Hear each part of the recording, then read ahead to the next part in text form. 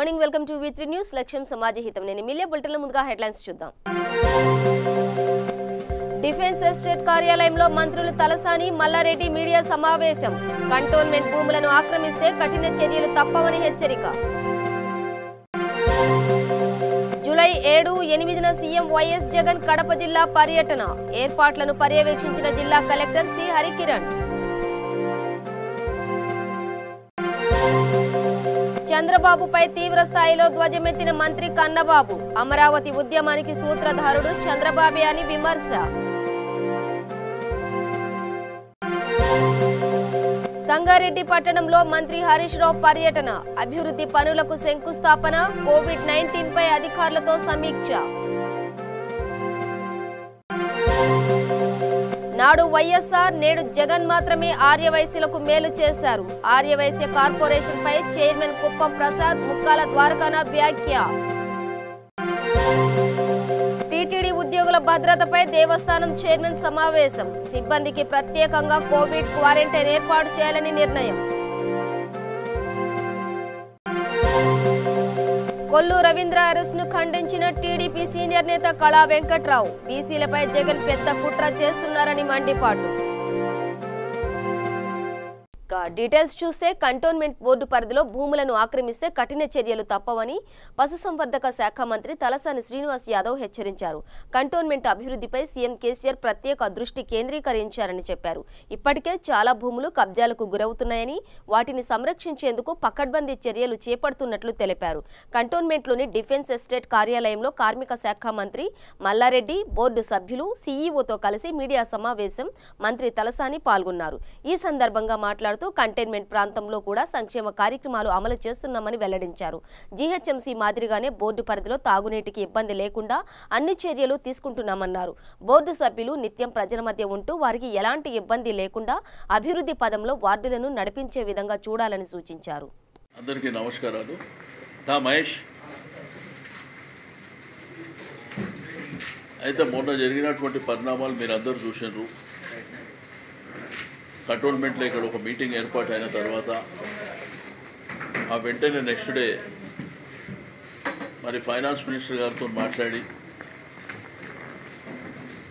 Cantonment అభివృద్ధి మరి ధ్యేయంగా వాళ్ళు సెంట్రల్ గవర్నమెంట్ ఆధీనంలో ఉన్నప్పటికీ గౌరవ మన రాష్ట్ర ముఖ్యమంత్రి గారు కల్వకుంట్ల చంద్రశేఖరరావు గారు ఒక ప్రత్యేకమైనటువంటి శ్రద్ధ కంటోన్మెంట్ ప్రాంతంలో కూడా మరి పెట్టడం మూలాన 2014 ముందు అంటే తెలంగాణ రాష్ట్రం ఆవిర్భావం కాకముందు పరిస్థితులు కంటోన్మెంట్లో ఏ విధంగా ఉండే 2014 తర్వాత ఏ విధంగా కార్యక్రమాలు ఉండే మీరందరూ చూశారు. అయితే దీంట్లో ముఖ్యమంత్రి గారు మొదటి నుంచే కంటోన్మెంట్లో కూడా ఉండేటువంటిది మన బిడ్డలే కాబట్టి వాళ్ళకి అన్ని విధాలుగా రాష్ట్ర ప్రభుత్వంలో వచ్చేటువంటి ప్రతి కార్యక్రమం కూడా కళ్యాణ లక్ష్మి కావచ్చు, షాదీ ముబారక్ కావచ్చు, పెన్షన్లు కావచ్చు, డబుల్ బెడ్రూమ్ ఇళ్ల నిర్మాణం కావచ్చు, మధ్యలో మా రాజశేఖర రెడ్డి గారు కూడా మరి పార్లమెంటు సభ్యులతో కానీ లేకపోతే కేటీఆర్ గారితో కానివ్వండి ఇక్కడ ఉన్నటువంటి ఇష్యూస్ మీద తను కూడా ఎప్పటికప్పుడు రిప్రజెంటేషన్స్ ఇస్తూ కొన్ని సాధించుకోవడం ఇవన్నీ జరుగుతున్నాయి. ఇప్పుడు రామన్నకుంట చెరువు కూడా 3 కోట్ల రూపాయలు పాండు యాదవ్ గారు ఆ రోజు మమ్మల్ని అక్కడ ఆ ఇనాగ్రేషన్ అప్పుడు విజిట్ రమ్మంటే మరి నేను కేటీఆర్ గారు మల్లారెడ్డి గారు అక్కడికి పోయి సైట్ మీద చూసుకొని ఆ డబ్బులు కూడా రిలీజ్ చేయడం తిరుమలగిరి చెరువు విషయంలో కూడా అది ఆధునీకరణ చేయాలనేటువంటిది కూడా ఒక రిప్రజెంటేషన్ ఇవ్వడం డెఫినెట్గా కంటోన్మెంట్లో ఉన్నటువంటి ప్రతి అంశం ఇక కొంతమంది మూర్ఖులకు తెలియక ఇదేదో ఎలక్షన్లు రాజకీయాలు ఇక వాళ్ళ బతికి అంతే కాబట్టి ఇక వాళ్ళు అదే మాట్లాడుకుంటుంటారు. కానీ ప్రభుత్వానికి క్రైటీరియా అది కాదు. కంటోన్మెంట్లో ఉన్నటువంటి ప్రజలకు ఎక్కడైతే జిహెచ్ఎంసీలో ఉన్నటువంటి ప్రజలకు ఏ సదుపాయాలు వస్తున్నాయో అన్నీ రావాలి. ఒకప్పుడు లాస్ట్ ఎలక్షన్స్ అప్పుడు మేము జరిగితే 2015 అనుకుంటా అదే 14-15 12-14 రోజులు నీళ్లు తాగడానికి నీళ్ళు కూడా ఇబ్బంది. అయితే అప్పుడు దానకిషోర్ గారిని ఇక్కడ తీసుకొచ్చి ఈడనే మీటింగ్ ఏర్పాటు చేసి వారు కూడా అంతా ఏరియాలు విజిట్ చేసిన తర్వాత ఇప్పుడు ఆల్టర్నేటివ్ డే వాటర్ వస్తుంది. అయితే అది కూడా ఇంకో కొంత అదనంగా పెంచాలని చెప్పి మరి నూతనంగా మా CEO గారు అజిత్ రెడ్డి గారు అడగడం. అయితే ఈ మాన్సూన్ తర్వాత మరి అది కూడా ఏర్పాటు చేస్తాం. దీంట్లో మా కంటోన్మెంట్లో వైస్ చైర్మన్ గారు మా బోర్డు మెంబర్ల వారి యొక్క ప్రత్యేక మరి ప్రెజర్ మూలాన వాళ్ళు ఎప్పటికప్పుడు మమ్మల్ని ఇబ్బంది పెట్టడం. మాజీ ముఖ్యమంత్రి దివంగత నేత వైఎస్ రాజశేఖర్ రెడ్డి జయంతిని పురస్కరించుకుని జూలై 7, 8 తేదీల్లో ఆంధ్రప్రదేశ్ ముఖ్యమంత్రి వైఎస్ జగన్మోహన్ రెడ్డి కడప జిల్లా పర్యటన ఖరారైంది. ఈ సందర్భంగా సీఎం జిల్లా పర్యటనను విజయవంతం చేయాలని జిల్లా కలెక్టర్ సి హరికిరణ్ ఆదేశాలు జారీ చేశారు. జిల్లా కలెక్టర్ కార్యాలయంలో కలెక్టర్ హరికిరణ్ జిల్లా అధికారులతో ఎస్పీ అన్పురాజన్తో ఏర్పాట్లను పర్యవేక్షించారు. పర్యటనలో భాగంగా ఇడుపులపాయ, ఆర్కే వ్యాలీ, IIITలో ముఖ్యమంత్రి నిర్వహించే కార్యక్రమాల్లో ఎలాంటి ఇబ్బందులు లేకుండా చూసుకోవాలన్నారు. బందోబస్తు పరంగా కట్టుదిట్టమైన భద్రతా ఏర్పాట్లు చేయాలని ఎస్పీ అన్బురాజన్కు తెలిపారు. గౌరవ ముఖ్యమంత్రి గారి కడప జిల్లా ఇడుపులపాయ పర్యటన దాదాపు ఖరారైంది. ప్రోగ్రామ్ ఇంకా అఫీషియల్గా రానుంది సీఎం గారి ఆఫీస్ నుంచి. సో మనకి ప్రోగ్రామ్ చూస్తే కనుక 7వ తారీఖు సాయంత్రం గౌరవ ముఖ్యమంత్రి గారు ఇడుపులపాయ వైఎస్ఆర్ ఎస్టేట్కి వస్తారు. దాని తర్వాత 8th మార్నింగ్ కొన్ని కార్యక్రమాలు ఉన్నాయి. వైఎస్ఆర్ ఘాట్కి వెళ్ళి నివాళులు అర్పించడం జరుగుతుంది మార్నింగ్ 9 o'clock అరౌండ్.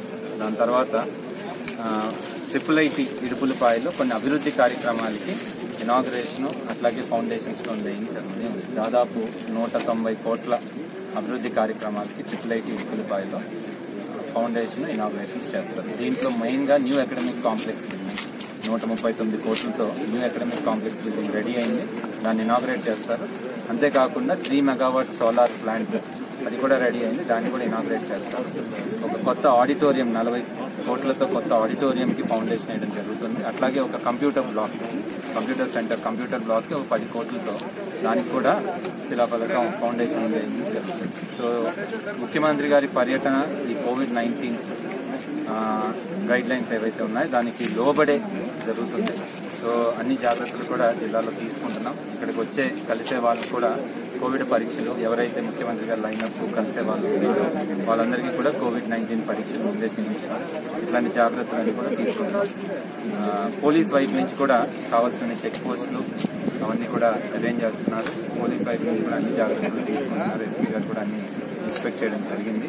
IIIT యాజమాన్యం కూడా డైరెక్టర్ గారు కానీ ఛాన్సలర్ గారు కానీ వైస్ ఛాన్సలర్ గారు కానీ వాళ్ళు కూడా ఇక్కడ ఉండే ఫ్యాకల్టీ ఎందుకంటే మనకి 50 కంటే ఎక్కువ గ్యాదరింగ్ ఉండకూడదని గైడ్ లైన్స్ అన్ని చెప్తున్నాయి. కాబట్టి ఒక్కొక్క వెన్యూలో అంటే ఫౌండేషన్స్లోను అట్లాగే ఇనాగ్రేషన్ అట్లాగే వైఎస్ఆర్ గారి స్టాచ్యూ అన్వీలింగ్ ఇలాంటి డిఫరెంట్ వెన్యూస్లో ఈ కోవిడ్ ప్రోటోకాల్ని ఫాలో అవుతూనే ఈ కార్యక్రమం మొత్తం కూడా జరుగుతుందని చెప్పి మీకు తెలియదు.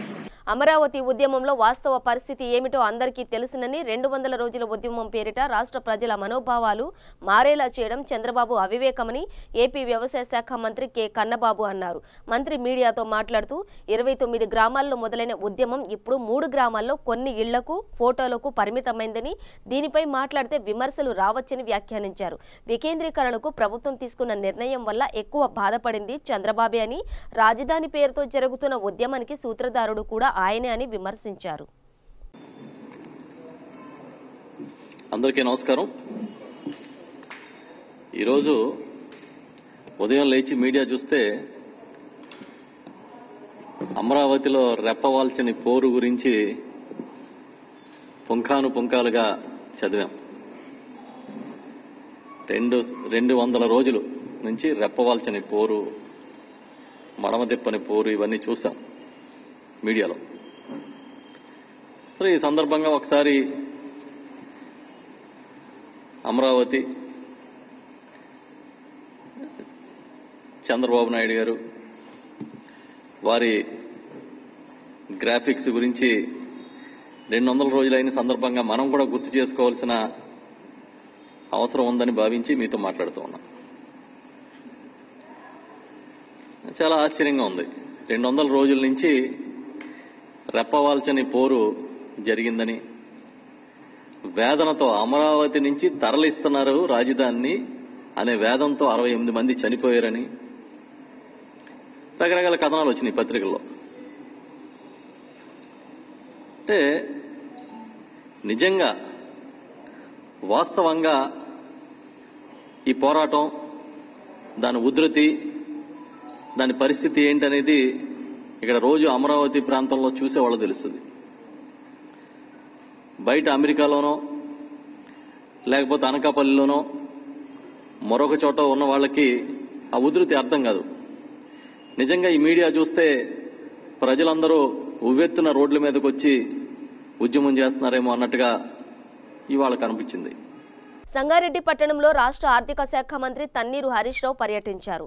ఇందులో భాగంగా పలు అభివృద్ధి పనులకు మంత్రి శంకుస్థాపన చేశారు.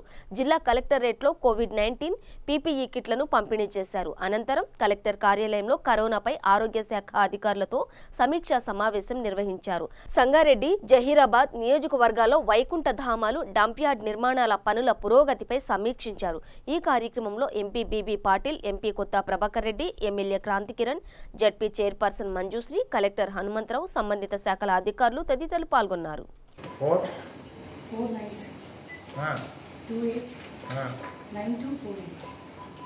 హరీష్ రావు మాట్లాడుతున్న మినిస్టర్ కరోనా పాజిటివ్ వచ్చిందా? ఏం పేరు? షాజీ. राघवेंद्र नगर में रहते हैं शाहजी? ये कौन सा कहाँ पर? संगारेड्डी, सदाशिव पेट। अच्छा, कब आए शाहजी आपको पॉजिटिव? मेरे को मंडे आया था साहब, कम हो गया। मंडे मैं कॉन्टिनेंटल में कराया था सर। मैं कॉन्टिनेंटल में ट्रीटमेंट कराया? ट्रीटमेंट भी हो गया, सब भी हो गया सर। डिस्चार्ज होके घर पे आ गए आप? तो मैं क्या बोला साहब, जाके पॉजिटिव है ना, मैं एडमिट होता बोल के बोला साहब जी। बोले तो नहीं बाबा तुम्हारे को नहीं ऐसा, तुम जाओ ऐसा घर पे संभाता बोले, होम क्वारंटाइन करो बोले। हाँ क्वारंटाइन करो। హరీష్ రావు మినిస్టర్ మాట్లాడుతున్నా. ఎక్కడ నువ్వు కంకోళ్ళు ఉన్నావా? ఇప్పుడు కరోనా పాజిటివ్ వచ్చింది కదా, ఈ డాక్టర్లు మా వైద్య సిబ్బంది నీకేమైనా సాయం చేస్తుండ్రా, నీకేమైనా ఇబ్బంది ఉందా, ఎట్లా నీకు సౌకర్యాలు అందుతున్నాయని తెలుసుకుందామని ఫోన్ చేసిన. ఫోన్ చేస్తున్నా మా వాళ్ళు, హెల్త్ డిపార్ట్మెంట్ వాళ్ళు. ఎవరు చేస్తున్నారు? రోజుకి ఎన్నిసార్లు చేస్తున్నారు? ఎవరు మాట్లాడతారు నీతో ఇప్పటిదాకా? ఎవరెవరు మాట్లాడినరు? ఏమంటారే? వాళ్ళ పేరు తెలుసా?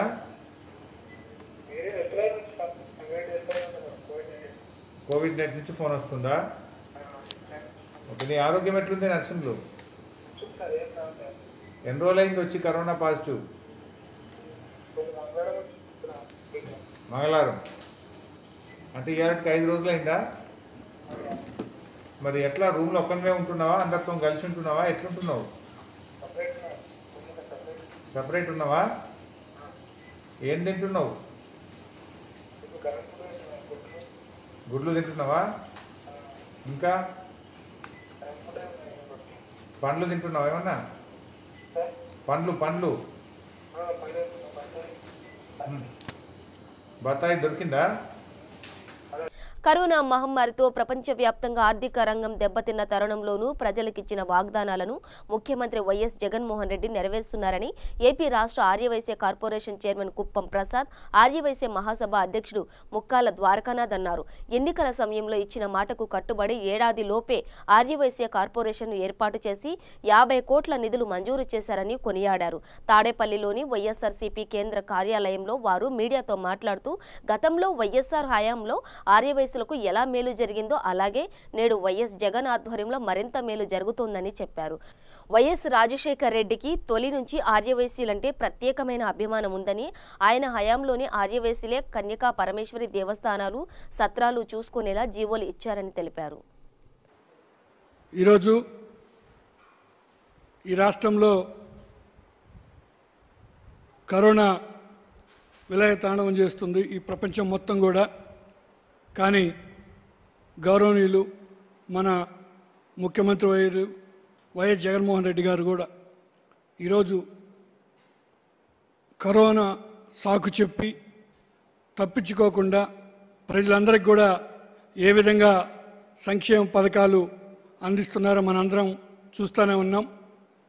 అందులో భాగంగానే మొట్టమొదటి నుంచి కూడా ఆర్యవైశ్యులు అంటే దివంగత నేత డాక్టర్ వైఎస్ రాజశేఖర రెడ్డి గారికి ఏ విధంగా అభిమానం ఉందో వారు కూడా కన్యకా పరమేశ్వరి దేవస్థానాలు వాసవి సత్రాలన్నీ కూడా ఆర్యవైశ్యులే చూసుకునే విధంగా ఆ రోజు రాజశేఖర రెడ్డి గారు జీవో ఇవ్వటం జరిగింది.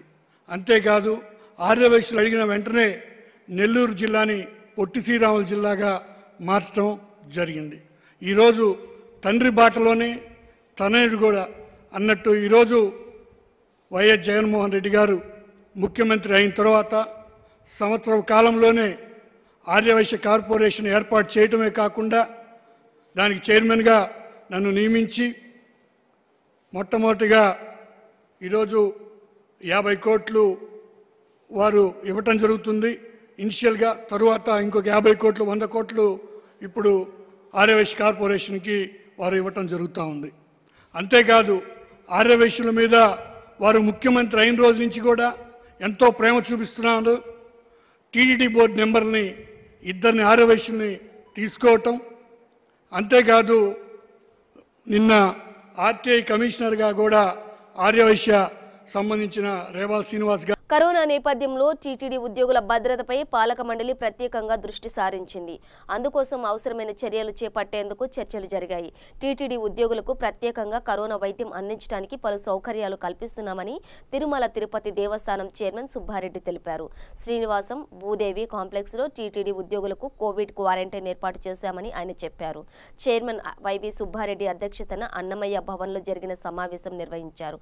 10 మంది టీటీడీ ఉద్యోగులకు కరోనా పాజిటివ్గా నిర్ధారణ అవ్వడంతో అత్యవసర సమావేశం ఏర్పాటు చేశారు.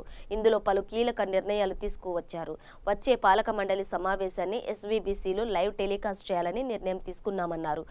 దర్శనానికి వచ్చే భక్తుల సంఖ్య పెంచాలా వద్దా అనే అంశంపై సభ్యుల సూచనలు స్వీకరించినట్లు తెలిపారు.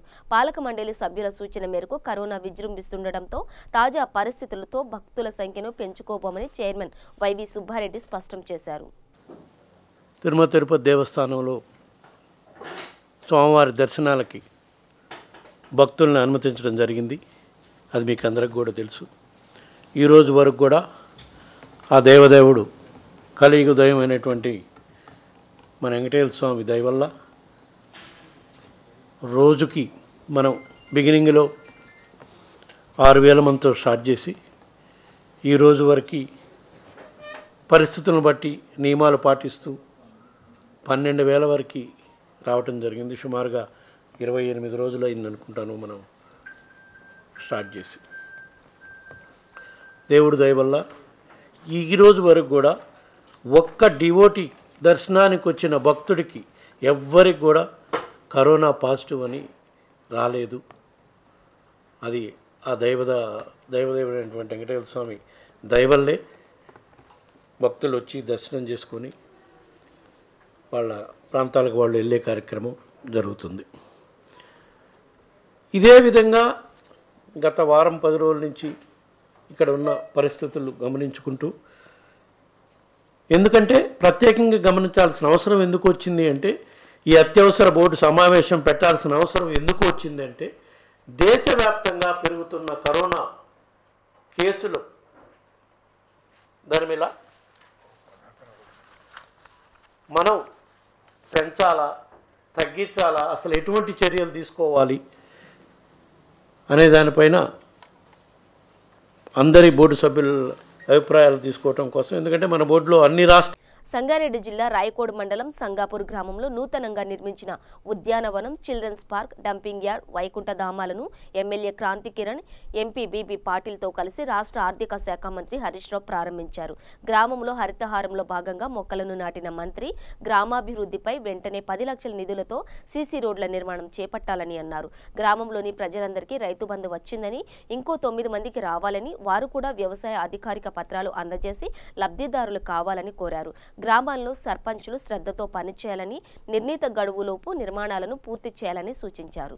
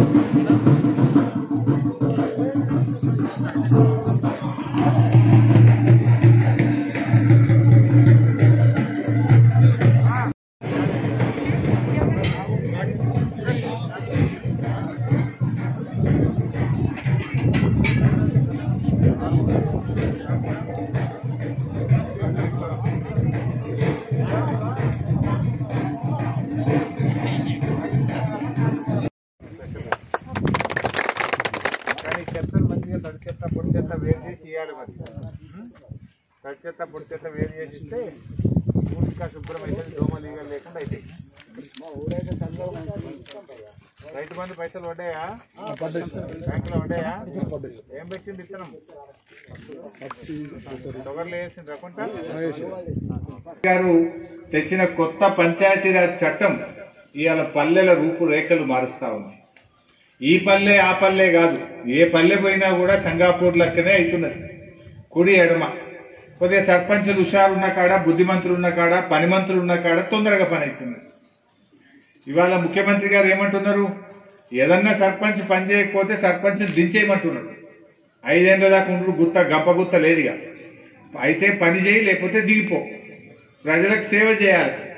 డబ్బులు ఇస్తుంది ప్రభుత్వం, నెల నెల జీతం ఇచ్చినట్టు పల్లె ప్రగతి కింద పంచాయతీలకు డబ్బులు ఇస్తున్నాం.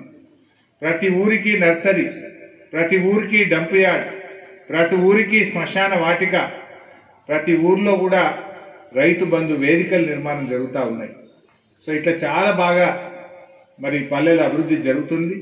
ముఖ్యంగా మీ సర్పంచ్ గారు, మీ పంచాయతీ సెక్రటరీ మాత్రం అందరికంటే ముందు అత్యంత ఆదర్శంగా దాన్ని నిర్మించినందుకు వాళ్ళిద్దరిని కూడా నేను మనస్ఫూర్తిగా అభినందిస్తాను. మరి టీడీపీ సీనియర్ నేత కళా వెంకట్రావు కొల్లు రవీంద్ర అరెస్టును తీవ్రంగా ఖండించారు. అక్రమంగా ఆయనపై హత్య కేసు పెట్టి అరెస్టు చేశారని మండిపడ్డారు. శ్రీకాకుళం జిల్లాలో మీడియాతో మాట్లాడుతూ పాత కక్షల నేపథ్యంలో హత్య జరిగితే దాన్ని రవీంద్రకు అంటగడతారా అని ప్రశ్నించారు. జగన్ ప్రభుత్వ వైఫల్యాలను, అవినీతిని ప్రశ్నించిన టీడీపీ నాయకులపై కక్ష సాధింపు చర్యలకు పాల్పడటం, తప్పుడు కేసులు బనాయించి అరెస్టు చేయడం అలవాటుగా మారిపోయిందని విమర్శించారు. బీసీలపై జగన్ పెద్ద కుట్ర చేస్తున్నారని మండిపడ్డారు. కూల్ చేసుకునేటటువంటి అవకాశం కూడా ఉండదు. ఈవేళ కొల్లు రవీంద్ర అరెస్ట్ అనేటటువంటి చూస్తే ఫాల్స్ ఇంప్లికేషన్ చేస్తూ మరి వ్యవస్థల మీద దాడి చేస్తుంది ప్రభుత్వంలో ఉండే పెద్దలు అనడానికి ఇది ఒక నిదర్శనంగా తీసుకోవచ్చని కూడా ఈ విధమైనటువంటి పరిస్థితులు చేస్తే ప్రజాస్వామ్యంలో ఎప్పుడు కూడా ఎవరు ఈ పరిస్థితులు చేసిన వాళ్ళు ప్రపంచ స్థాయిలో చరిత్రలో మనం చూస్తే బాగుపడలేదు. ఇటువంటి వ్యవహారాల్లో కుటుంబం చేత ఈ పేరు ఇప్పించి ఈయన్ని ఇంక్లూడ్ చేసేసి అపోజిషన్ పార్టీని భయభ్రాంతులు చేయాలి అనేటటువంటి పరిస్థితి ముఠా నాయకత్వం లాగా రాష్ట్ర నాయకత్వం నడుపుతుంటే ఇది పద్ధతి కాదు, ప్రజాస్వామ్యయుతమైనటువంటి పద్ధతి కాదు. ఇది ప్రజాస్వామ్యానికి గొడ్డలు పెట్టు మోకరీ చేతిలో పెట్టుకుని చేసినటువంటి సంఘటన నిన్న కొల్లు రవీంద్ర చూశాం. ఆయన ఫిషర్మెన్ కమ్యూనిటీకి సంబంధించినటువంటి వ్యక్తి, మత్స్యకార కుటుంబం నుంచి వచ్చాడు. ఎన్టీ రామారావు గారు, చంద్రబాబు నాయుడు గారి హయాంలో వాళ్ళ మామ భార్య తండ్రి నరసింహారావు కూడా ఆ జిల్లా నుంచి మంత్రి చేశాడు. అప్పుడు మాతో మొన్న కొల్లు రవీంద్ర మాతో మంత్రి చేశాడు. ఇదే కాకుండా బందర్తో నాకు పరిచయాలు కూడా ఉన్నాయి. అక్కడ మన జిల్లా సెటిలర్స్ 10,000 ఓట్లు ఉన్నాయి కాబట్టి నేను 3-4 సార్లు అక్కడికి వెళ్ళినటువంటి పరిస్థితి కూడా ఉంది. మత్స్యకార కుటుంబాల నుంచి వచ్చేటటువంటి వ్యక్తులు, అందులో ఈ కుటుంబం ఒక డొసైల్ కుటుంబం, అంటే మర్యాదగా బతికేటటువంటి కుటుంబం. ఇప్పుడు ఈ గ్రామ స్థాయి వరకు కూడా ఈ ఫ్యాక్షనిజం తీసుకువెళ్ళడం అనేటటువంటిది, ప్రభుత్వ పరంగా తీసుకువెళ్ళడం అనేటటువంటిది ఆంధ్రప్రదేశ్ కి రాబోయే రోజుల్లో చీకటి రోజుల కింద మరి అభివృద్ధి మారేటటువంటి పరిస్థితి ఉంటుంది. కాబట్టి సాక్షాత్ రాజ్యాంగ పరంగా తను ఉండేటటువంటి స్థాయి స్పీకర్ స్థాయి అని అంటే అసెంబ్లీకి, స్పీకర్కి కొన్ని స్వయం ప్రతిపత్తి ఉంటుంది. ఆ స్థానంలో ఉండేటటువంటి వ్యక్తి కూడా ఆలోచన చేయకుండా రాజ్యాంగపరంగా ఏదైతే తనకి కొంత సంక్రమిస్తున్నాయో అధికారాలని వాటిని కూడా పక్కన పెట్టి మరి ఈ విధంగా మాట్లాడడం అనేటటువంటిది కరెక్ట్ కాదు. అలాగే కొల్లు రవీందర్ని మరి అరెస్ట్ చేయడం అనేటటువంటిది కూడా తీవ్రంగా ఖండిస్తున్నాను అని చెప్పి న్యాయ వ్యవస్థ మీద ఒక బాధ్యతాయుతమైనటువంటి వ్యవస్థలో కూర్చున్నటువంటి సీతారాం గారు ఆ కామెంట్స్ మీరు విత్డ్రా చేసుకోండి, మీకు ప్రజల్లో గౌరవం పెరుగుతుంది అని చెప్పి తెలియజేస్తూ thank you. Sangareddy MLA Jaggareddy నియోజకవర్గ ప్రజలకు కరోనాపై పలు సూచనలు ఇచ్చారు. కరోనాతో ప్రజలు తీవ్ర ఇబ్బందులు ఉన్నారని, ప్రస్తుత పరిస్థితుల్లో స్వీయ నియంత్రణ పాటించడం చాలా అవసరమని పేర్కొన్నారు. కాగా ప్రతి సంవత్సరం జూలై 7వ తేదీన ఎమ్మెల్యే మరియు ఎమ్మెల్యే కుమార్తె జయరెడ్డి జన్మదిన వేడుకలకు దూరంగా నిర్ణయించుకున్నామని సంగారెడ్డి కాంగ్రెస్ నాయకులు, కార్యకర్తలు, అభిమానులు వేడుకలు జరపవద్దని కోరారు. సంగారెడ్డి నియోజక ప్రజలందరూ కూడా నా యొక్క నమస్కారం. ఇంకా కరోనా వల్ల అనేక మంది రాష్ట్రంలో ఇబ్బంది పడుతూ ఉన్నారు. ఇంకా అందరం కూడా జాగ్రత్తగా ఉండాల్సిన అవసరం ఇంకా చాలా ఉంది.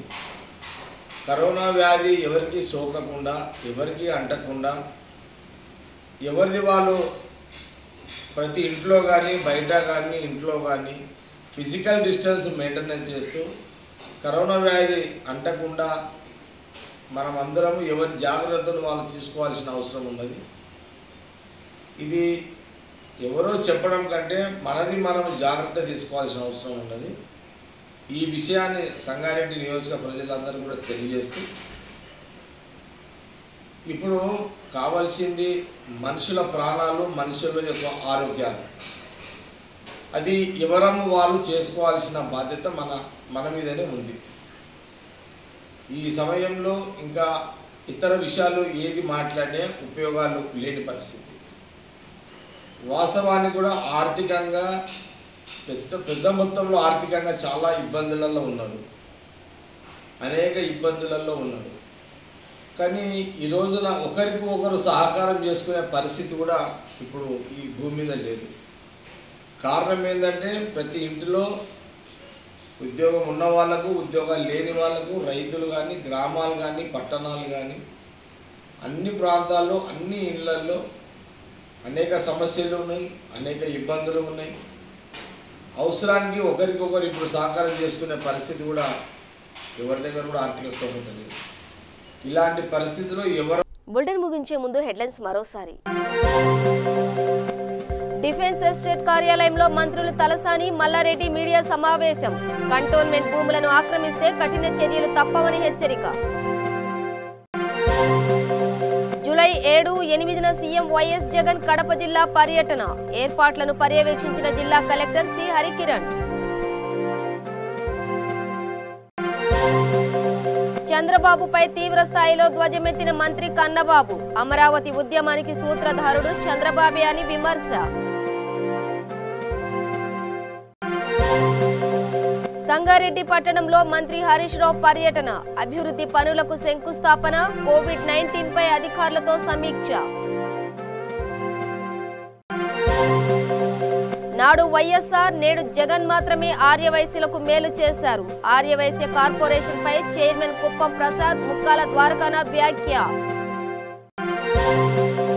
టీటీడీ ఉద్యోగుల భద్రతపై దేవస్థానం చైర్మన్ సమావేశం. సిబ్బందికి ప్రత్యేకంగా కోవిడ్ క్వారంటైన్ ఏర్పాటు చేయాలని నిర్ణయం. కొల్లు రవీంద్ర అరెస్ట్ ను ఖండించిన టీడీపీ సీనియర్ నేత కళా వెంకట్రావు. బీసీలపై జగన్ పెద్ద కుట్ర చేస్తున్నారని మండిపాటు. ఇవి బులెటిన్ విశేషాలు. మరింత సమాచారం కోసం చూస్తూనే ఉండండి V3 న్యూస్. లక్ష్యం సమాజహితం.